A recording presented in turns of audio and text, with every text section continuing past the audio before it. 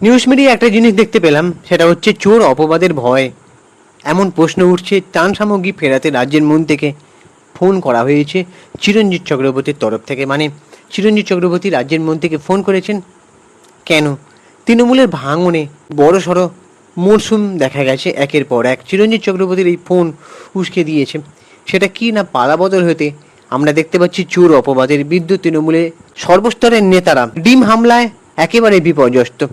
একের পর এক নেতা মন্ত্রীদের যারা চোর দুর্নীতির সাথে যুক্ত তাদেরকে ধরে ডিম ছোড়া হচ্ছে। তবে এই ডিম ছোড়া নিয়ে আমার অনেকটা আপত্তি আছে।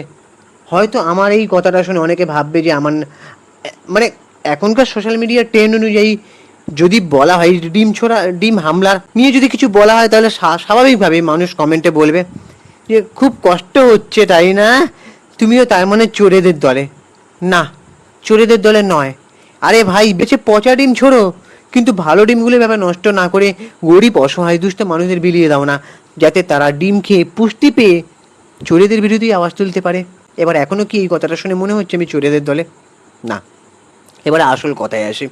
এই পরিস্থিতিতে ত্রাণ সামগ্রী ফেরাতে চেয়ে রাজ্যের মন্ত্রী তথা প্রাক্তন তৃণমূল বিধায়ক চিরঞ্জিত চক্রবর্তী নিজেই ফোন করার বিষয়টা স্বীকার করে নিয়ে বলেন যে ত্রাণ সামগ্রী মানুষের প্রয়োজন, ওগুলো জমিয়ে রেখে আমার তো কোনো লাভ নেই, এগুলো নতুন সরকারের হাতে তুলে দিতে চাই।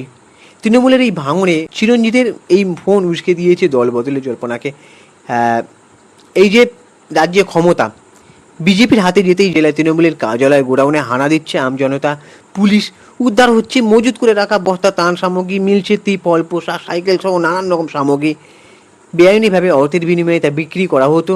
চোর অপবাদ পেতে হচ্ছে নেতাদের, রাস্তায় বেরোলে ডিম হামলা দিচ্ছে। দেখে হাসি পাচ্ছে ঠিকই, মানে চোরেদের যেভাবে এক করে সামনে আনা হচ্ছে, কিন্তু ডিম ওই পচা ডিম ছুললে ভালো, এটাই বলছি। তবে এখানে অনেকে ভয়ে কিন্তু বেরোতে চাইছে না, ডিম হামলার ভয়ে।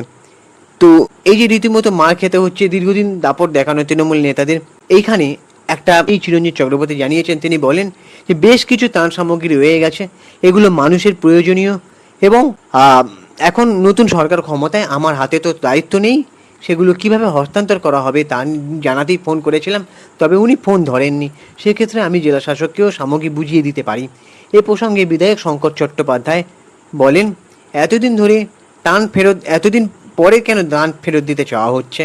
কত দান নেওয়া হয়েছিল, কোন দপ্তর থেকে নেওয়া হয়েছিল, কত বন্টন হয়েছে, আর কত বাকি রয়েছে, সে সম্পর্কে কিছুই জানি না। এভাবে দান ফেরত দেওয়ার নিয়ম আছে কিনা সেটাও দেখতে হবে, বিষয়টি সংশ্লিষ্ট সরকারি দপ্তরকেই জানাতে হবে। এই যে দেখতে পেলাম।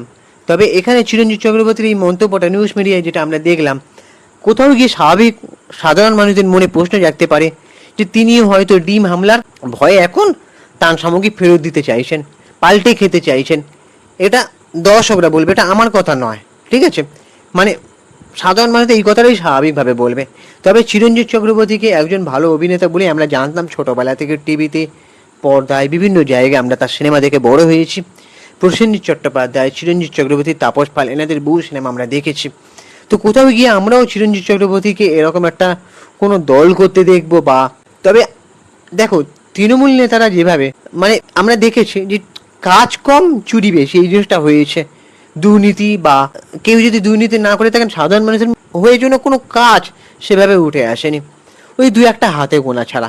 তবে চিরঞ্জিত চক্রবর্তীও দলে ছিলেন, তিনিও কতটা কাজ করেছেন আমি ঠিক বলতে পারবো না, হয়তো করেছেন, আমি না জেনে সেটা নিয়ে কখনো বলতে পারি না। তবে সাধারণ মানুষ, দর্শক বলছে অন্য কথা, তারা বলছে সবাই কেউ না কোনো কাজই করেনি। এবারে চিরঞ্জিত চক্রবর্তীর এই যে ত্রাণ সামগ্রী এখন ফেরত দিতে যাওয়া, এটা জানি না এটা কিসের ত্রাণ সামগ্রী। মানে এটা কি স্বাভাবিকভাবে প্রশ্ন আসতে পারে যে চাল, ডাল, রেশন তেল, এগুলো যদি থেকে থাকে তাহলে তো অনেক দিনে এগুলো তো পৌঁছে যেতে পারে। এগুলো কিভাবে ফেরত দিতে চাওয়া? টাকা পয়সার বিনিময়ে, নাকি মানে সেটার হিসাবের বিনিময়ে টাকা দিয়ে, নাকি সেই অন্য কোনো ত্রাণ সামগ্রী হতে পারে, যেমন যেগুলো খাওয়ার জিনিস নয়?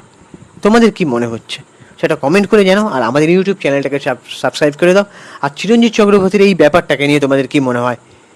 কারণ এর আগেও চিরঞ্জিত চক্রবর্তী দলে ছিলেন, যখন দল হেরে যায় তখনও চিরঞ্জিত চক্রবর্তী কিন্তু বলেছিলেন যে নির্বাচন কমিশন কাজটা খুব ভালো করেছে, আমার পছন্দ হয়েছে, এমনটাও কিন্তু বলেছেন। তারপরে তিনি তখন অনেক বলেছেন যে চাকরি ফাকরি হ্যানা তানা, এগুলো কেউ আগে বলেনি। মানে এইটাই বলতে চাইছি যে কাজ করা তো সংশয় আছেই, তবে কেউ বলে না যে সাধারণ মানুষের হয়ে কথা, যেমন চাকরি হোক, শিল্প কলকারখানা হোক, দুর্নীতিমুক্ত পরিবেশ তৈরি হোক, বা অভয়াকাণ্ডের বিচার হোক, মেয়েরা সুরক্ষিত থাকুক, টলিউড থেকে দুর্নীতি উঠুক, মানে চোখে চোখ রেখে প্রতিবাদটা কেউ করতে পারে না। এটাই হচ্ছে আসল কথা। যখন কোনো মানুষ দেখে সুবিধা, নিজের অসুবিধা হচ্ছে সুবিধা করতে, তখনই কেউ না কেউ মুখটা খোলে। তো এখন এইভাবে তোমাদের কি মনে হচ্ছে যে এইভাবে চিরঞ্জিত চক্রবর্তী বারবার পাল্টে খাওয়ার ব্যাপারটা যেটা উঠে এসেছে মানুষের অভিযোগের মাধ্যমে, তোমাদের কি মনে হয় এটা কি সত্যি? কি ব্যাপার মনে হচ্ছে তোমাদের, সেটা মতামত করে জানাও। আমাদের চ্যানেলটাকে সাবস্ক্রাইব করে দাও, ভিডিওটাকে একটা লাইক দাও। আর আমি ইনস্টাগ্রামে রয়েছি সুপ্রিয় পৌশাল, সেখানে মেরে ওখানে গিয়ে ফলো করে দাও। চলো টাটা, দেখা হচ্ছে পরের ভিডিওতে। জয় হিন্দ, বন্দে মাতরম।